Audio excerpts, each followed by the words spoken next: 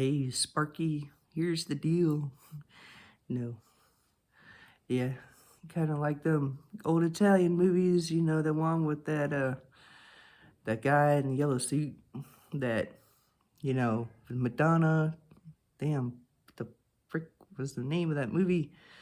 Uh, hell, it's got all the really cool gangster characters in it back in the day, from the 50s or whatever. Uh, yeah, you know what I'm talking about. Hey, you probably think you're better than me because you know what I'm talking about, eh? Is that what it is? No, I'm just playing. You know, that's what I call it. Don't be a dick, Tracy. You call him Tracy, right? Because he's a dick. He thinks he knows it all and he's better because, yeah. Anyway, just FYI to those out there that think they're better and they think, oh, I'm ascended. I'm better than you in any kind of way, shape, form. Planet Harrison's rank, teaching, whatever the fuck.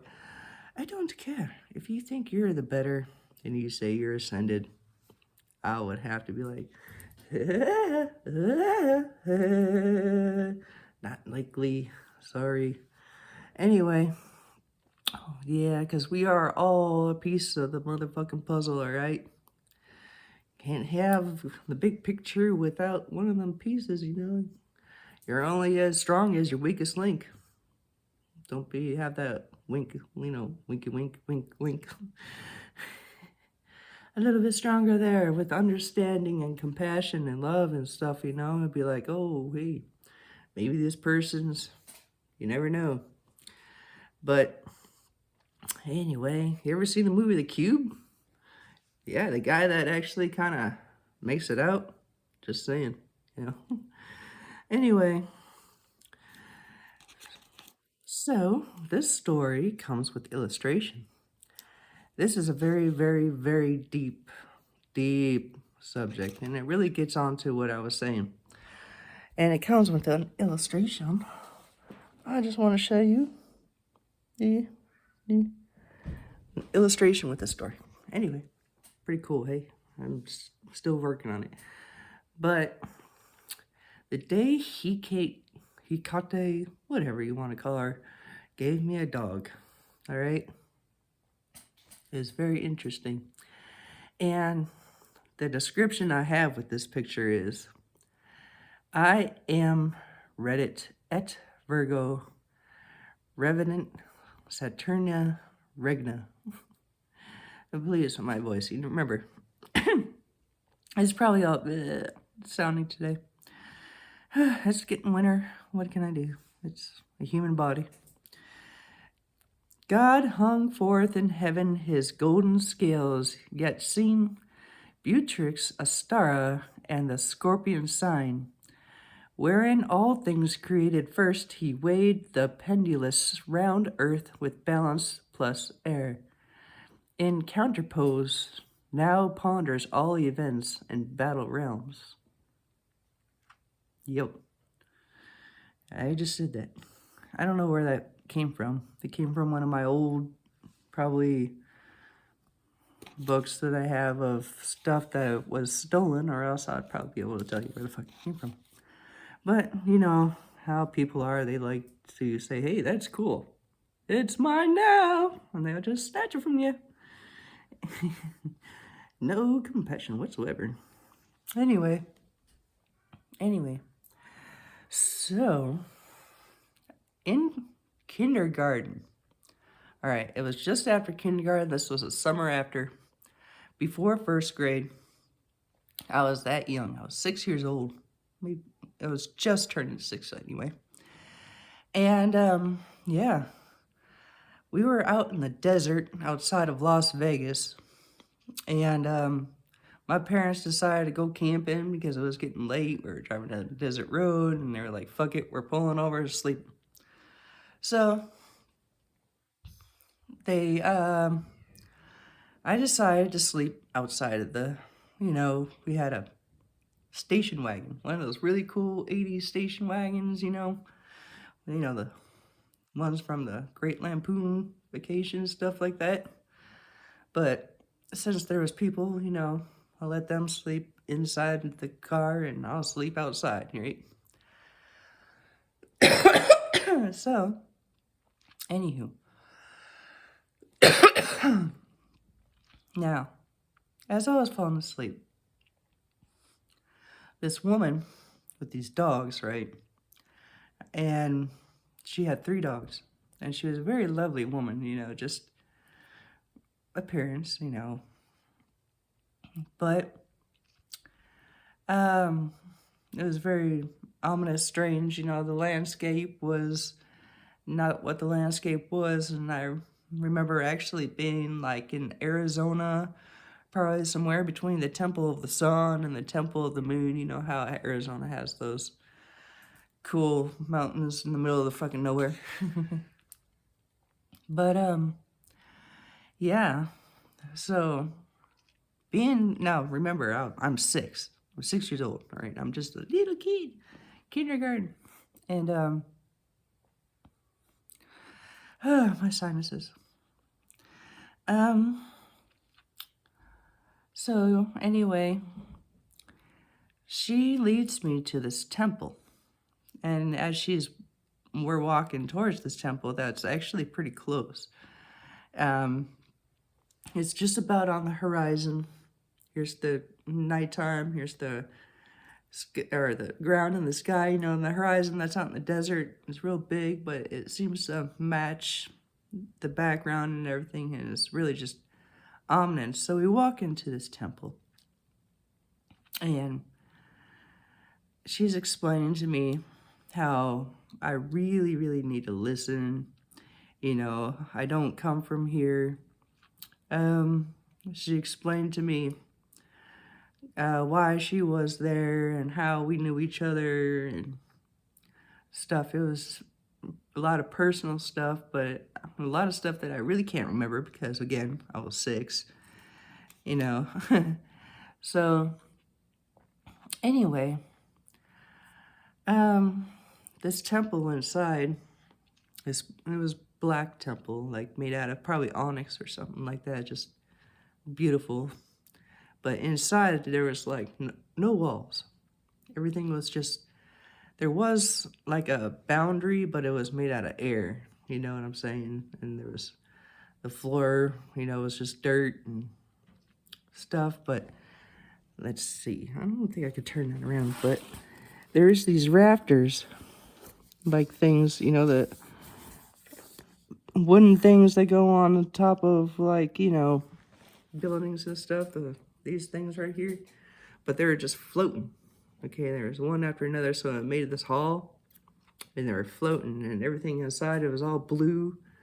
All right, and we come across this little itty-bitty star, right? And then Hecate told me to listen to the star, follow the star, listen very closely, because it's very important. I mean, they were insisting that what was happening was very, very, very important. So the star started speaking, and it told me about the rules of where I was in, and following the rules in my life is very, very, very important.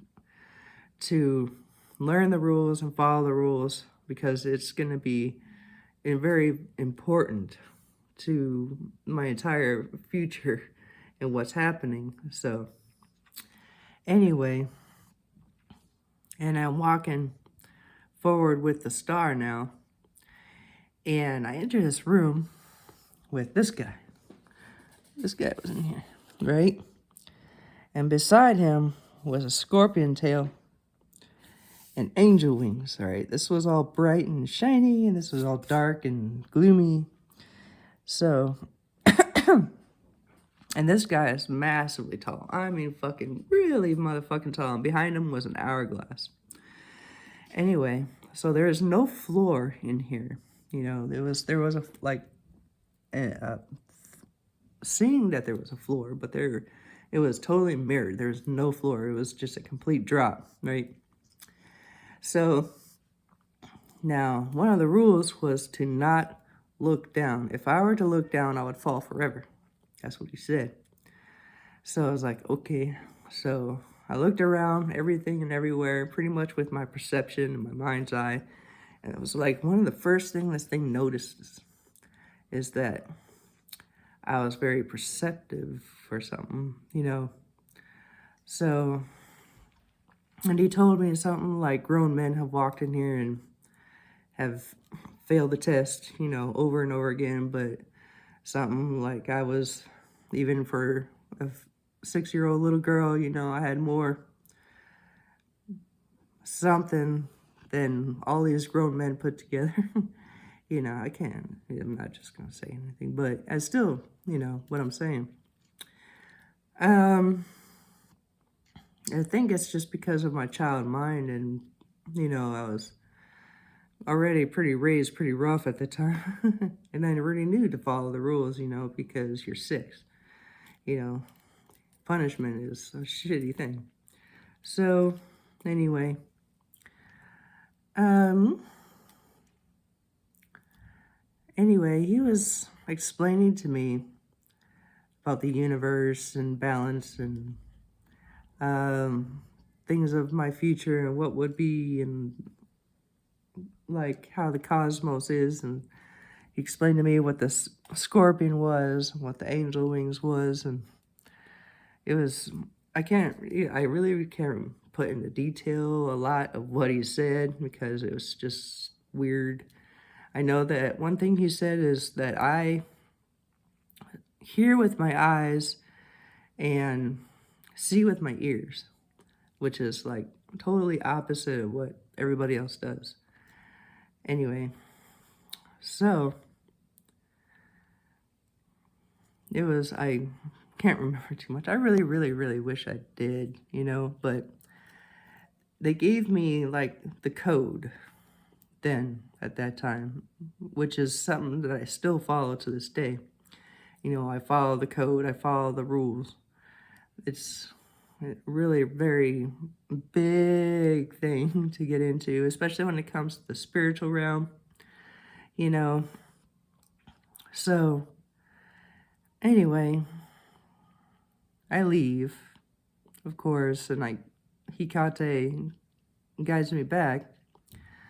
And when we were gone, she tells me, you know, something about the Verde River or the River of the Styx.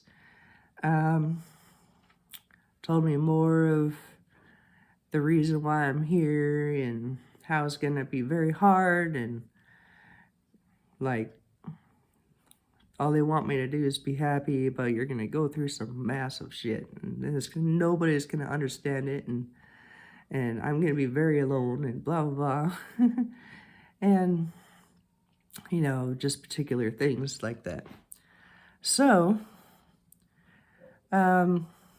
she had her 3 dogs with her. Her 3 dogs were, you know, the Doberman kind, you know, they really did look like hellhounds, you know, but they really weren't.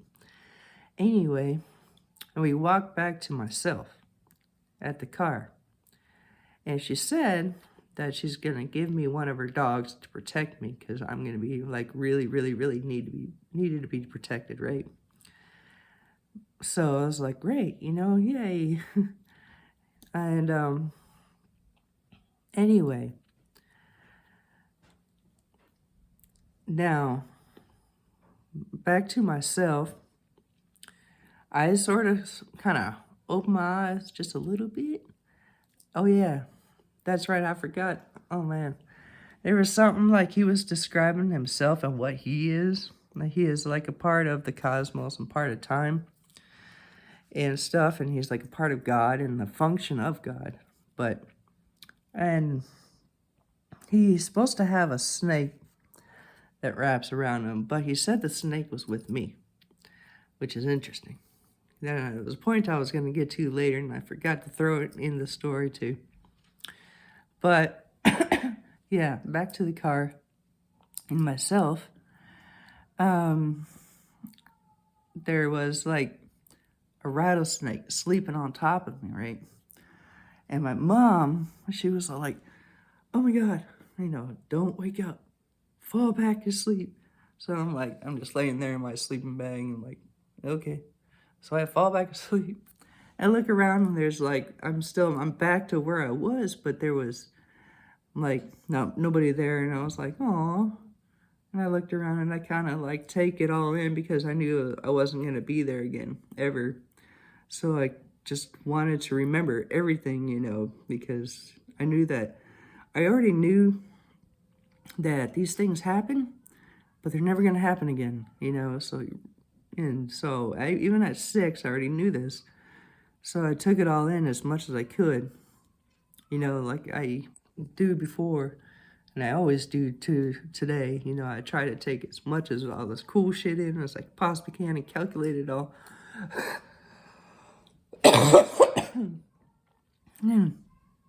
Winter is shitty. It's cold. Anyway. And I suppose the rattlesnake just leaves by itself. And I do wake up. Now, the cool thing, we're driving down the road back to Vegas.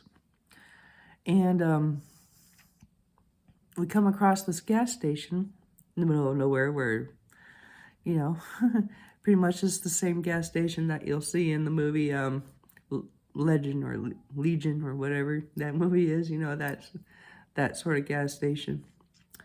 And there was puppies for sale. And so, anyway, they get one. And they give it to me. You know, like, here, have a dog, you know. And it was a Doberman puppy, just like the exact same one from Hecate. You know, the exact same one from, like, the supposed dream, even though it wasn't a dream, because a 6-year-old, you know, you come up with all this stuff and stuff like that, you know. Now, I would have to say I was born awake. You know, I've always been this way. I've always been weird. I've always been insightful. I've always been able to do weird shit. And people would call me cursed, you know, or people would call me karma. And every time, you know, I would come around, this shit would happen and blah, blah, blah, blah, blah. You know, it's just weird. My entire life and how it's been. But I noticed it was not soon after that shadow guy thing, you know, it was actually probably a year afterward that the shadow found me, because my dog was already pretty much grown by then. So it wasn't long after, because we were still in Vegas. And I only stayed there for kindergarten, 1st grade, 2nd grade, 3rd grade. So, and I know it was 2 years of being in Vegas that the shadow dude was around. And I had to follow the rules in order to stay clear from that thing.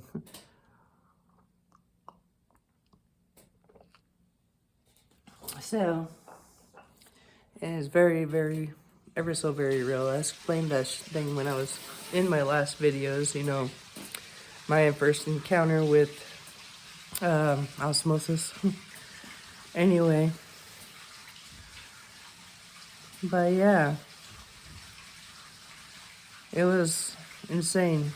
You know, that dog really did stop this evil and things from getting to me. They would do anything they could to get to me through other people, and it's always been that way. It was like they would call me, or they would, you know, just leave things here and there and everywhere just to, like, you know, mess with my head and stuff like that, or I don't know.